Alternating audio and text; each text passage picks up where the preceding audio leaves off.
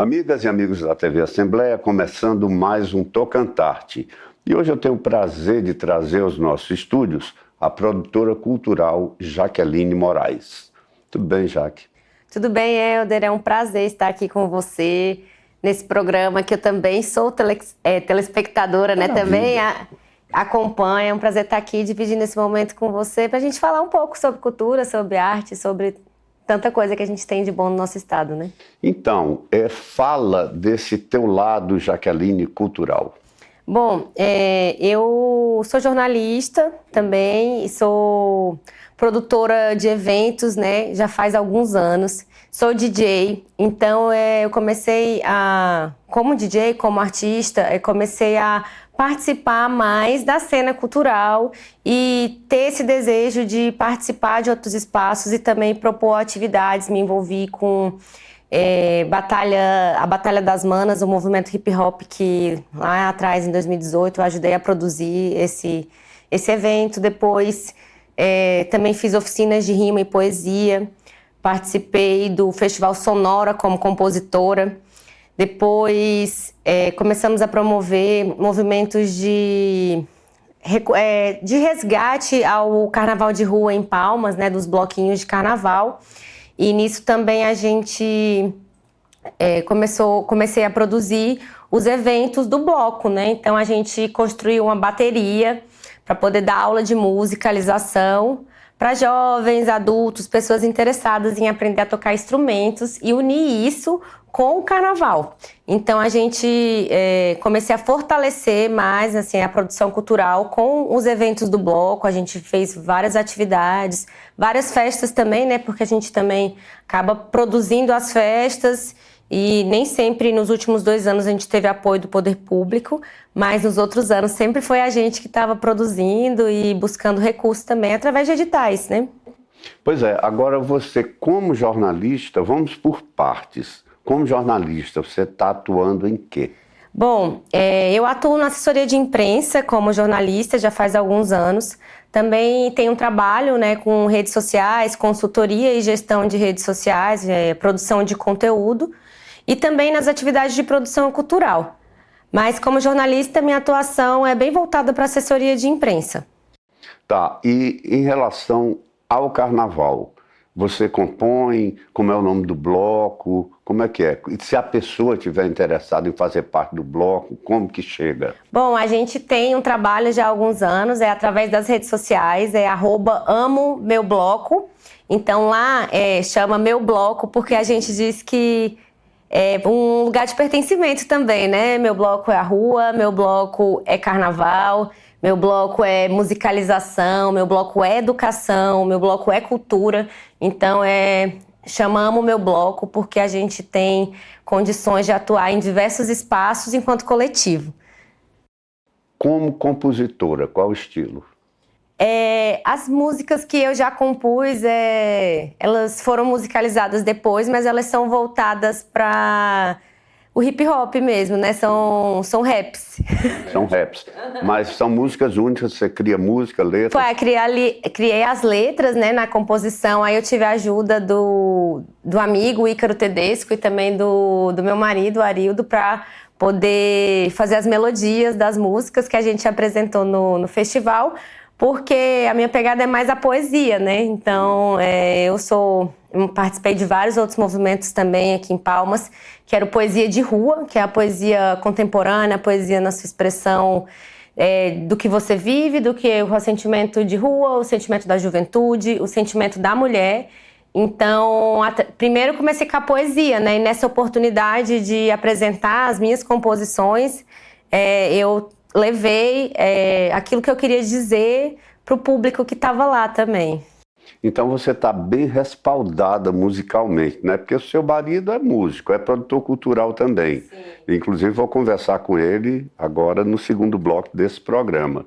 E o seu sogro, para mim, na minha visão, é um dos melhores percussionistas do Brasil, que é o Carlinhos Matos. Agora, o que representou para ti a Lei Paulo Gustavo? Bom, a Lei Paulo Gustavo é uma oportunidade que a gente teve. Eu acho que antes de falar da Lei Paulo Gustavo, a gente tem que falar da Lei Aldir Blanc, que foi a lei de incentivo à cultura, que veio na pandemia. Você participou também da Aldir Blanc 1? Da Aldir Blanc 1, porque foi através da Aldir Blanc 1 que a gente conseguiu aprovar o projeto do carnaval, né? E conseguiu montar a nossa bateria através dos recursos da Aldir Blanc, né? Que a gente conseguiu comprar alguns instrumentos, agogôs, tamborins, né? Os instrumentos que a gente poder montar a bateria do nosso bloco de carnaval. E também das aulas, né? Porque a gente contratou mestres de cultura, você falou do Carlinhos. Carlinhos esteve com a gente em algumas atividades também. O Mário Xará, o Márcio Tambores, o Diego Brito também. Então, assim, a gente vem de uma construção com vários mestres da percussão, fortalecendo também a bateria. E a Aldir Blanc foi o pontapé inicial, né? Na Aldir Blanc também aprovei o podcast Ruaiai, que, como jornalista, também é um ramo de experimentação na comunicação. A gente fez uma temporada inteira do podcast falando sobre o Tocantins, né? Falando sobre...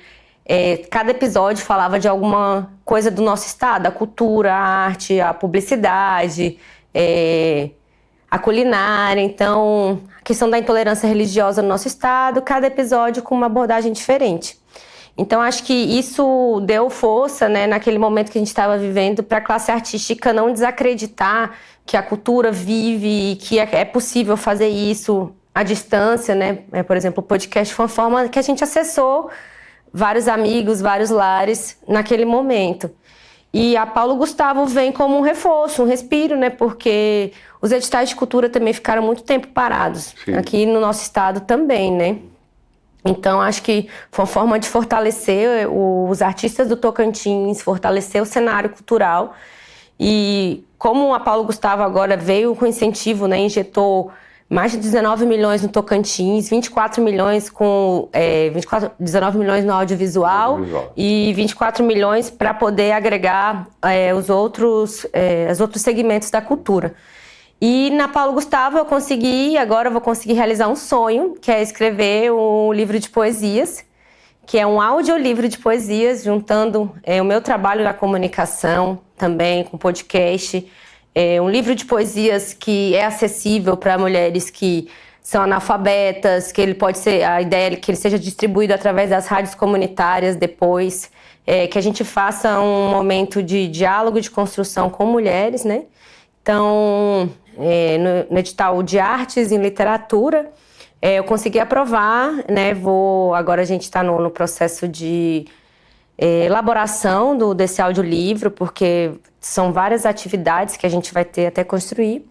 E chama Florescendo em Versos, Contos Poéticos da Existência Feminina.